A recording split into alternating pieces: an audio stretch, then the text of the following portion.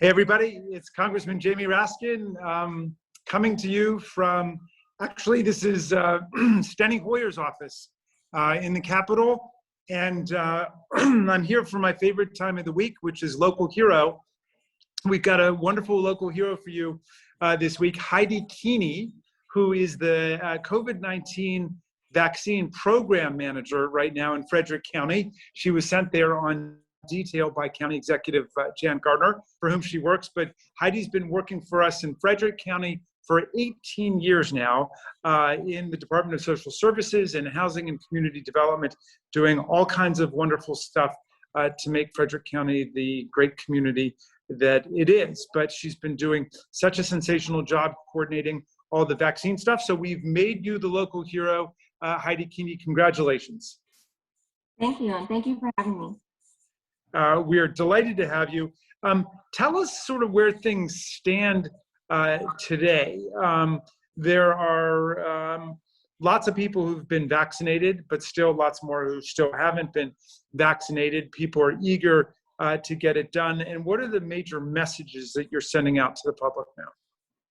So right now, we are still working through our priority groups. We're still required by the state of Maryland to prioritize certain groups, specifically those in the senior population. So we're currently vaccinating those who were born in or before the year 1952. We also offer specialized clinics for those with intellectual and developmental disabilities, as well as the education sector.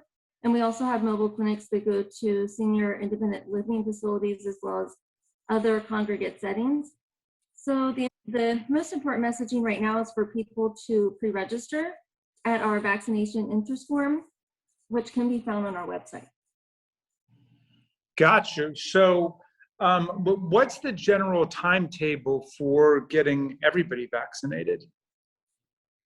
I wish I could answer that question. So nobody has a real good answer to that. Hopefully as soon as possible. I'd love for it to be by the end of summer, but we really just don't know. It all depends on how much vaccine we continue to receive.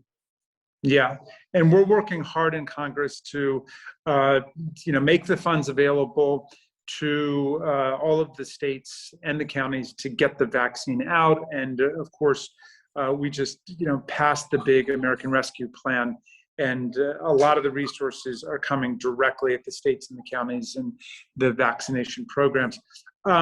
So tell us what your sense is of kind of the public spirit right now. Do you think people are in a better space mentally, emotionally, psychologically than we were 6 months ago in the middle of the crisis? I think so, and I think everybody just feels that there's hope on the horizon. And in addition, the more people that have been vaccinated, the more you know somebody who's received the vaccine, so you may be more willing to take the vaccine yourself. I think there is some frustration out there still too, because we're not to everybody. I really look forward to the day when everybody's eligible to receive a vaccine. Everybody deserves to be vaccinated, so I can't wait for the day where everybody who wants one gets one. Have we been struggling with vaccine hesitancy and reluctance in different parts of the community? I do think that there is some hesitancy in different parts of the community, so we're also working on adding in some community clinics, working with the National Guard to make sure that we're serving those underserved populations. We do have a lot of community outreach.